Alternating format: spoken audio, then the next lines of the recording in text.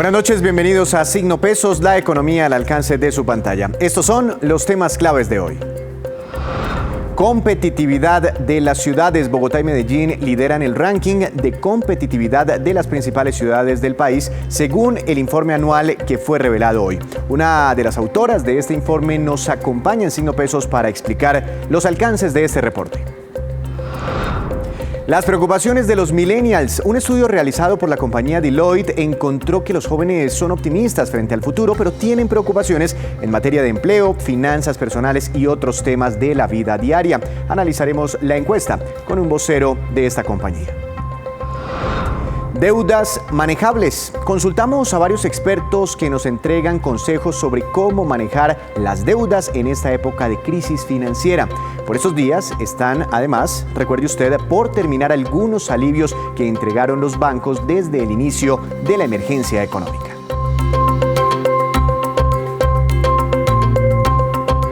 Y el Consejo Colombiano de Competitividad, unido a la Universidad del Rosario, dieron a conocer el índice de competitividad de las ciudades en nuestro país. Para hablar de este tema muy interesante, saludamos a la doctora Clara Inés Pardo, coordinadora temática del Centro de Estudio para la Competitividad de la Universidad del Rosario. Doctora Pardo, bienvenida a Signo Pesos. ¿Cómo está? Buenas noches. Buenas noches, muchas gracias por la invitación. Antes de preguntarle sobre los resultados de este estudio, ¿por qué no nos explica qué es competitividad? ¿Cómo se puede decir si un territorio es más competitivo frente a otro?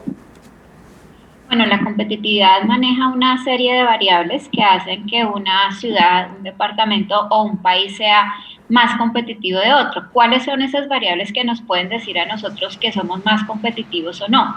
Por un lado tenemos todo el tema de las condiciones habilitantes, es decir, como los insumos que se necesitan para ser competitivo, y estos son el tema, por ejemplo, de instituciones, el tema de infraestructura, el tema de TIC. Tenemos también un tema de todo lo que tiene que ver con recursos humanos, que está muy dado a los temas de salud, a los temas de educación, a los temas de mercado laboral. Tenemos también un tema de, digamos, la sofisticación de los negocios. También tenemos temas de innovación y también tenemos todo el tema de qué tan fácil en un país es tener un aparato productivo, porque eso lo va a hacer mucho más competitivo. Nosotros calculamos esto con todas estos, digamos, enfoques que le estoy comentando.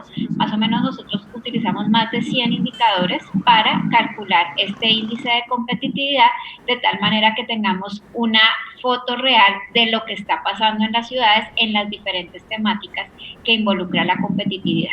Y antes de hablar de ese ranking por ciudades, ¿Colombia ha venido mejorando en términos generales como país en índices de competitividad? Nos hemos mantenido, siempre una meta de los gobiernos ha llegado a ser segundo o tercero en los rankings mundiales, especialmente en Latinoamérica. Podemos decir que nos hemos sostenido, nosotros nos hemos mantenido entre los puestos 53, 55, y pues vamos a esperar cómo nos va este año, pero más o menos nosotros nos hemos tratado de mantener, digamos, en los puestos que hemos tenido y siempre hacia mejora. Lo que pasa es que en estos índices hay también que tener en cuenta que los otros también empiezan a hacer mejoras, y entonces ellos van haciendo de pronto mejoras más rápidas que lo que puede hacer el país, y entonces por eso a veces nos ganan en esos temas, pero en general Colombia hace un esfuerzo muy fuerte para estar mejor en esos rankings. Ahora sí, los resultados. ¿Cuáles fueron las ciudades más competitivas del país y por qué ocupan las primeras posiciones? Bueno, las primeras posiciones las ocupa Bogotá. Bogotá tiene, dentro de los 13 pilares, Bogotá tiene 8 pilares en los que es la mejor. Entonces, esto nos genera que, pues, efectivamente, pues, sea la mejor. La siguiente ciudad es Medellín. Medellín, área metropolitana, tiene unos temas bien interesantes. Por ejemplo, el tema de innovación. Es una ciudad que ha, digamos, basado sus temas de competitividad en temas de innovación y aparato productivo, lo cual la posiciona muy bien y da muy buenas oportunidades con otros indicadores. Y la tercera ciudad es la ciudad de Manizales. Manizales en esta versión definitivamente trabajó muchos temas que la han hecho, digamos, como digamos, como la ciudad tercera en temas de competitividad. Le sigue Bucaramanga y le sigue Tunja en estas 5 primeras posiciones. ¿Y cuáles son las ciudades menos competitivas? Y me gustaría saber si hay mucha brecha entre esas, las menos competitivas, y las que están liderando este listado. Bueno, primero aclarar, esta es la primera versión en la que logramos nosotros incluir todas las ciudades capitales del país, es decir, las 32 ciudades. Y lo que nos dimos cuenta fue que esta inclusión de ciudades, las ciudades nuevas, no les fue tan bien en el ranking. Entonces, pues obviamente dirán, nos incluyeron, pero no nos fue tan bien. No, o sea, la idea era incluirlas y saberlas. En las últimas posiciones están más que todo las ciudades capitales del sur del país, como son San José del Guaviare, Leticia, Inírida, Puerto Carreño y Mitú. La pregunta es, la ciudad que saca el mejor puntaje, que es la ciudad de Bogotá, saca 7.5 sobre 10. Eso no quiere decir que es perfecta, porque le haría falta 2.5 para llegar al puntaje excelencia. Y la ciudad que obtiene un menor puntaje es de 3.1. Es decir que, digamos, todas estas ciudades que están digamos, en la parte oriental y sur del país tienen puntajes inferiores a 4. ¿Eso qué quiere decir? Que la brecha es bastante alta y que hay que analizar cómo estos departamentos y estas ciudades comienzan a cerrar sus brechas, sobre todo en puntos muy neurálgicos que se tienen que trabajar desde la política pública y desde los gobernantes. Eso es como cuando uno mira las calificaciones del colegio, ¿no? En un lado pasamos el año y en el otro nos rajamos. ¿Eso tal vez está relacionado con el olvido del Estado en algunas regiones del país? Sí, es pues probablemente el olvido del Estado, la falta de priorización y focalización de recursos con lo que realmente necesitan estas ciudades. O sea, uno empieza a mirarles, por ejemplo, en qué es lo que va mal, y pues uno ve que son cosas muy básicas, como sobre todo en recurso humano, en temas de salud, en temas de mercado laboral, en temas de sofisticación. Entonces uno también relaciona de que pues falta, digamos, un interés por que la gente se preocupe más por estas ciudades, que digamos haya una capacitación y unas competencias que ayuden a que estas ciudades puedan salir, porque estas ciudades, por ejemplo, tendrían un gran potencial en temas de bioeconomía, en temas de sostenibilidad. Entonces, ¿cómo hacer para que esto realmente se vuelva un motor y estas ciudades puedan, digamos, cerrar esas brechas y tener, digamos, condiciones similares a otras ciudades del país? Si comparamos este informe, no sé, fue medido en qué momento, y si lo comparamos con el anterior informe, ¿hay ciudades que avanzan, que retroceden en competitividad? Claro que sí. Este es un informe que nosotros hacemos anualmente.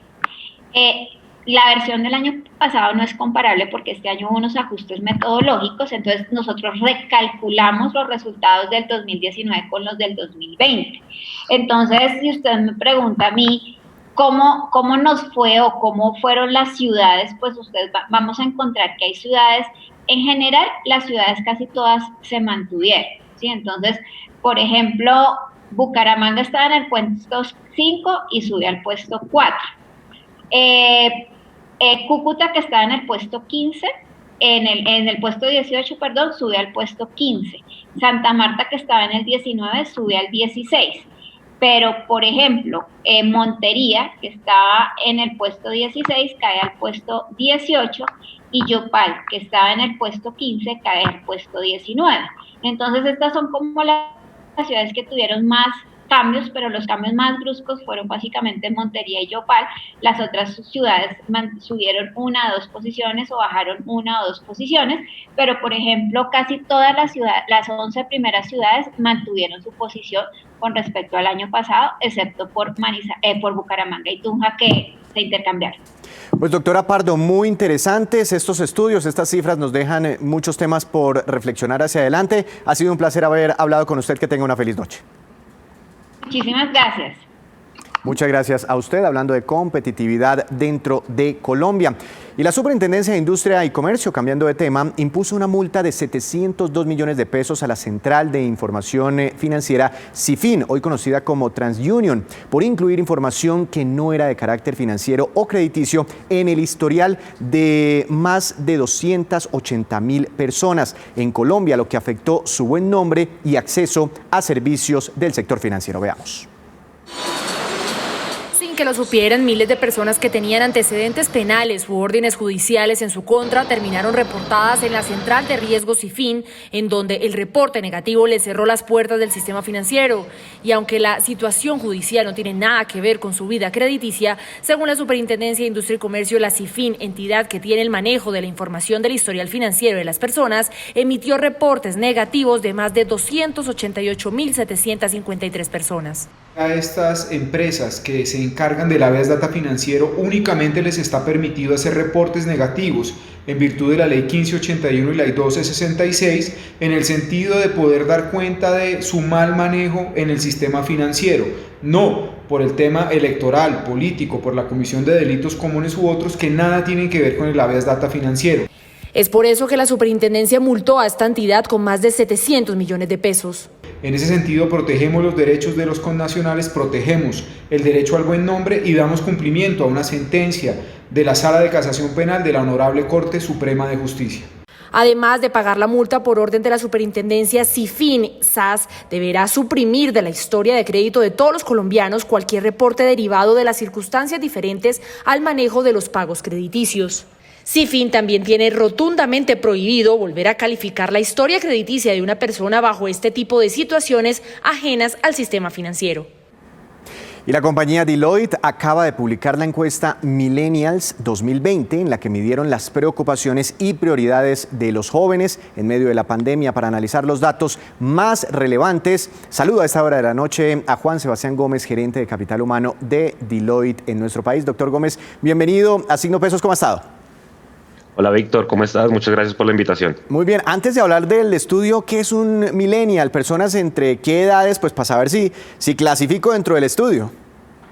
A ver, la encuesta entrevistó a dos generaciones, particularmente los que llamamos millennials, que son los que nacieron entre 1983 y 1994, o sea, un rango entre los 26 y 37 años de edad, y una generación que a poco se va incorporando al mundo laboral, que son los nacidos entre 1995 y el 2003, o sea, un rango entre los 17 y los 25 años más o menos. Esos son ya los centennials, ¿verdad? Los centennials o la generación Z que conocen los nativos digitales. Bueno, puntualmente sobre los millennials, ¿qué resultados arrojó este estudio? Esta es la novena encuesta que hace Deloitte. Esta encuesta se hace de manera anual y lo que hacemos es identificar la visión que tienen del mundo estas personas, que esperan de sus empleadores y demás aspectos que les preocupan, temas como estrés e infelicidad, temas de cambio climático, los aspectos que más les preocupan a nivel general, qué opinión tienen del mundo en este momento, cómo reparten discrecionalmente el ingreso que tienen de sus empleadores o de sus fuentes de ingreso, y finalmente cuáles son los medios o las redes bajo las cuales tienen más credibilidad. Y lo que hacemos para comparar año a año es ver un índice que nosotros armamos con 5 variables económicas, políticas, sociales, credibilidad de los líderes, entre otras cosas, para sobre 100 puntos saber cómo está Colombia, cómo están los países emergentes y cómo están los países desarrollados. Entiendo. ¿Qué es lo que más les preocupa a los millennials colombianos en este momento? Porque en términos generales veíamos algunas encuestas recientemente y con resultados asombrosos. Por ejemplo, a las personas en términos generales en Colombia les preocupa más perder el empleo que inclusive contagiarse por coronavirus. A los millennials particularmente, ¿qué es lo que más les preocupa? En línea con lo que usted dice, el desempleo para este año puntualmente en el ranking del top 3 ocupa la posición número 2. Por ejemplo, el año pasado el tema del desempleo no salía, pero pues muy alineado con las cifras que estamos viendo, y es que sobre todo aquellas personas menores de 28 años son las que se están viendo más golpeadas por el desempleo en este momento. Entonces, si lo ordenamos en el top 3, el número 1 sigue siendo el cambio climático, el número 2, como lo reseñábamos, el tema del desempleo, y el número 3, lo que más les preocupa son los temas de corrupción en los negocios y en la política. ¿Cómo ven ellos su situación financiera? Curiosamente vemos que es una generación que es bastante organizada con sus ingresos. Digamos que lo que vemos como su situación o como sus ingresos discrecionales, que el 40% más o menos lo destinan para temas de ahorro en el futuro, educación de sus hijos, temas pensionales, así nos sorprende a muchos. El 45%, el otro 45% lo destinan a temas de inversión a corto plazo, vacaciones, viajes y demás, y un 15% pues destinado a otros gastos. Pero curiosamente el estudio nos mostraba que la situación financiera a largo plazo, como las finanzas del día a día, les preocupan. Y no es que no sea una generación que no ahorra, repito, lo que pasa es que digamos que en menos de 10 años ellos ya saben que se van a ver enfrentada a una recesión económica, no solamente en Colombia, sino a nivel global. Ya lo vimos con la del 2008-2009, esta generación tenía alrededor de 27 años, hoy tiene alrededor de 37, entonces digamos que es una generación que si uno la compara con esta misma edad de las generaciones anteriores, pues digamos que tiene mucho menos ganancia, mucho menos poder adquisitivo que esas generaciones previas a su misma edad, ¿no? Pero entonces los millennials colombianos sí están invirtiendo, porque se decía en algún momento que esa generación conseguía su plata para disfrutar, para vestir bien, para comprar cosas de lujo, vehículos buenos, para viajar muchísimo. ¿Sí están invirtiendo? ¿Sí están ahorrando? Sí están invirtiendo. De hecho, el programa de vivienda del gobierno hace una afirmación bastante interesante, y es que uno no debe, digamos, generalizar que no todos los millennials ahorran para comprar una casa. Yo creo que hay bastantes, digamos, necesidades puntuales individuales dentro de los mismos millennials o de los mismos centennials, que es un poco el mensaje que nosotros como firma le damos a las organizaciones y a la sociedad en general. Poco no dejarnos llevar por esos estereotipos que los millennials en general no ahorran. Yo creo que si algo nos muestra este estudio es que están destinando una gran parte, además porque muchos de ellos ya están empezando a formar familia, a tener hijos, y nos dijeron que gran parte de sus ingresos ya lo están destinando inclusive para el tema del bienestar de su familia, que es uno de los temas que también les genera estrés e infelicidad a estas personas. Bueno, también nos habían dicho que los millennials no les gustaba tener hijos, bueno, frente a generaciones anteriores. Una última pregunta, ¿qué opinan del panorama político los millennials? ¿En qué espectro político se están ubicando en nuestro país? Pues mira, lo que nos dijeron más del 80% de las personas que encuestamos es que está totalmente de acuerdo, o tienden a estar de acuerdo, a que el mundo cada vez se está polarizando o dividiendo más en 3 aspectos puntualmente: en la economía, en el aspecto social y en el aspecto económico. Inclusive hay un indicador que nos sorprende bastante, y son las fuentes de información a las cuales más les creen o más credibilidad generan para estas organizaciones. Y en el top 3, en lo que más credibilidad genera, están los líderes de las ONGs y organizaciones no gubernamentales, temas de organizaciones sin ánimo de lucro, activistas y plataformas de redes sociales. Es decir, los líderes políticos están casi en la última o en la penúltima posición de lo que les genera más credibilidad a estas personas. Y una última pregunta, para los empresarios, contratar millennials en algún momento fue bastante difícil, no sé si siga siendo difícil, porque, digamos, no les importaba mucho la permanencia en su puesto de trabajo, podían trabajar 3, 4 meses y renunciar fácilmente, entonces la rotación dentro de las compañías era bastante complicada para los empresarios. ¿Permanencia laboral para los millennials en este momento? Fíjate que algo que nos llevó bastante sorpresa es que nosotros hacemos esta encuesta al finales de todos los años, y un hallazgo importante para este último es que hay una gran proporción de personas de esta generación que esperaba quedarse, si bien no 5 años, pero entre 2 y 5 años en las compañías. Es decir, se redujo mucho el porcentaje de millennials que decían que se querían ir antes de los 2 años de sus sitios de trabajo. Eso por un lado. Por el otro lado, vemos que hay una tendencia creciente en trabajos freelance, que llamamos, porque les encantan mucho a esta generación, pues porque no, de alguna manera no tienen un horario, manejan su tiempo, simplemente van, prestan un servicio, hacen un entregable y cobran por eso. Entonces yo creo que las empresas de alguna manera pues van a tener que empezar a entender ese modelo de contratación, de lo que llamábamos la famosa economía geek, donde está el trabajo colaborativo, o los freelancers. Falta ver si después de toda esta situación, de esta coyuntura que estamos viviendo, realmente qué tanto va a afectar la lealtad de los colaboradores, pero por lo que estamos viendo hasta ahora, creo que esa lealtad va a cobrar un valor muy importante en las organizaciones con estas generaciones. Bueno, podríamos concluir entonces que con el paso de los años el pensamiento de los millennials ha venido cambiando y se están pareciendo un poquito más a sus padres, ¿no?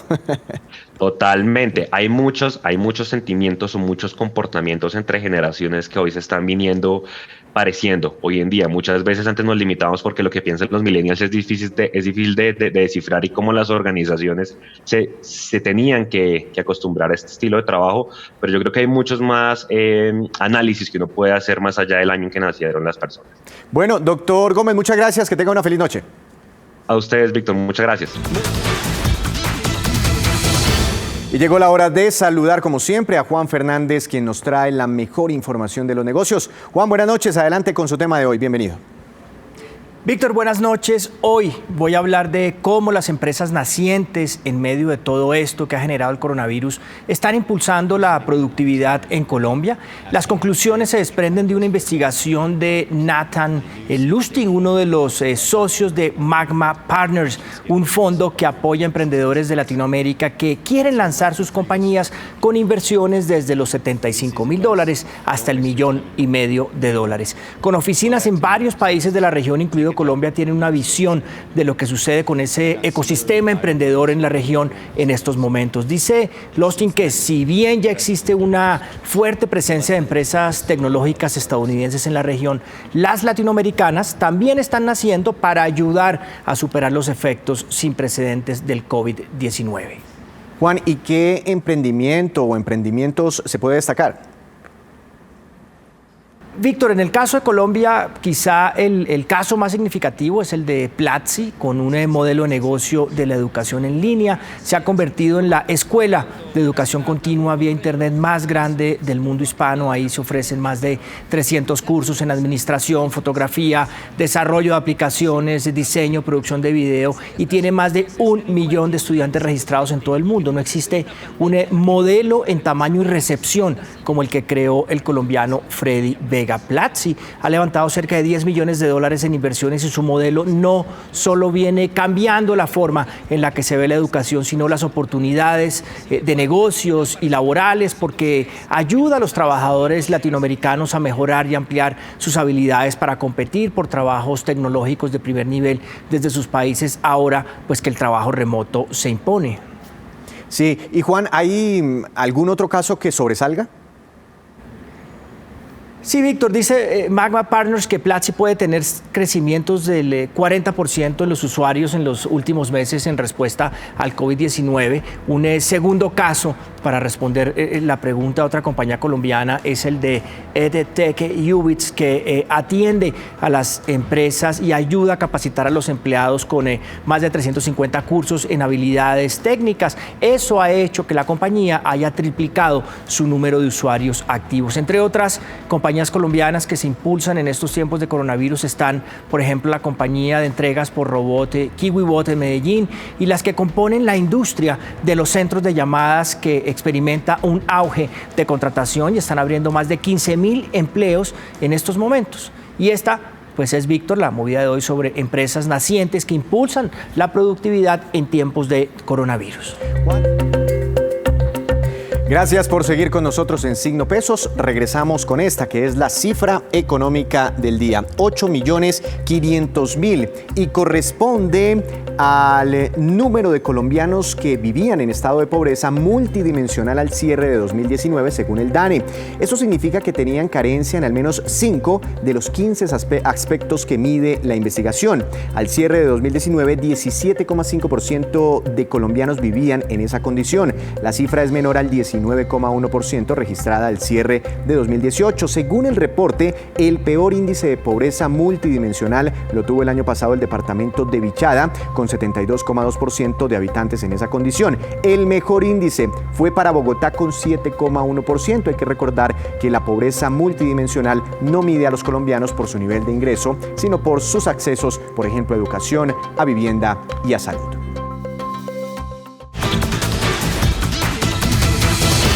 Y los 4 meses de pandemia en Colombia ha significado para muchas personas reducciones de ingresos, parálisis de sus actividades laborales y un aumento en las deudas. ¿Qué claves hay que seguir para tener un adecuado manejo de sus finanzas en esta crisis? Les contamos. La primera recomendación es que cualquier deuda esté totalmente justificada por una necesidad importante, por ejemplo, para bienes durables o sostenerse si se quedó sin empleo o si se redujeron sus ingresos. Cuando uno pide un crédito es para ayudarse a comprar un activo, sea una casa, sea un carro, sea un viaje, sea educación. Entonces, en este momento todos tenemos unas deudas o muchos tenemos deudas y empezamos a tener problemas de ingreso.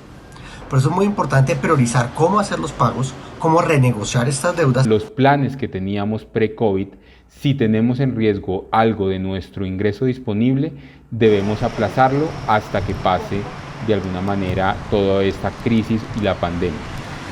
Siempre toca es pagar nuestras deudas, porque si no, lo que sucede es que posteriormente, cuando salgamos de la crisis, pues el sistema financiero no nos va a poder prestar. También es necesario que usted haga presupuestos escritos y exactos de los ingresos y gastos que tiene. Eso le ayudará a gastar en lo que realmente es necesario y saber en qué se va el dinero. La carga financiera, que se llama, debe ser máximo un 20% de nuestro ingreso disponible mensual. ¿Eso qué quiere decir? Que tenemos que hacer la planeación financiera para poder pagar siempre nuestras deudas sin estar cada mes, digamos, trabajando solamente para pagar el préstamo. Si se da cuenta de que no tiene cómo pagar los créditos financieros que ya tenía, es necesario que le pida a su banco una solución permanente. Si usted tiene una afectación profunda en sus ingresos, ya sea porque perdió su empleo o porque tuvo que cerrar su negocio, en ese caso le podría aplicar un periodo de gracia que se extendería inclusive más allá de diciembre de este año. Recuerde que ninguno de los alivios concedidos por los bancos en esta pandemia puede afectarlo en su historial crediticio. Si ha tenido una afectación parcial en sus ingresos y eso pues no le permite cubrir la cuota como normalmente lo venía haciendo, en ese caso le aplicaría un rediseño de su crédito de tal forma que las cuotas se le disminuyen, la tasa de interés se le mantiene y en ningún momento se le puede hacer un reporte negativo o cambiar su score de crédito o su historial de crédito en las centrales de riesgo. Y tenga en cuenta que las cuotas que ha dejado de pagar las tendrá que pagar después, así que es mejor que esté preparado para cuando lleguen esos cobros. Y estos son los indicadores económicos que usted siempre debe conocer antes de irse a dormir. La tasa representativa del mercado que regirá mañana en Colombia será de 3.638 pesos con 22 centavos. El dólar subió 21 pesos en una jornada un poco agitada en los mercados internacionales. El petróleo de referencia Brent para Colombia subió 0,82%. Se ubicó en $43.07 por barril. El precio interno del café colombiano cayó y quedó en promedio para mañana a 950.000 pesos por carga en las principales cooperativas del país.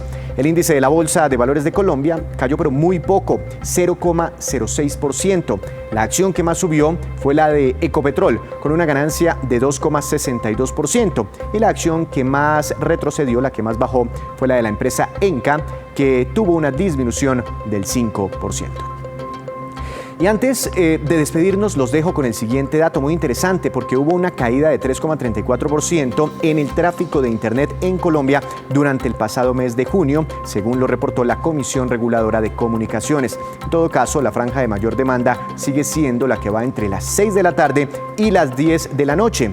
Y más de la mitad del consumo se destina a navegar en redes sociales como Facebook y páginas como Google, Amazon y plataformas de streaming como Netflix y YouTube. Así terminamos por hoy, pero los esperamos mañana con una nueva emisión y con toda la información económica que usted necesita saber. Esto es Signo Pesos, la economía al alcance de su pantalla. Que tenga una feliz noche.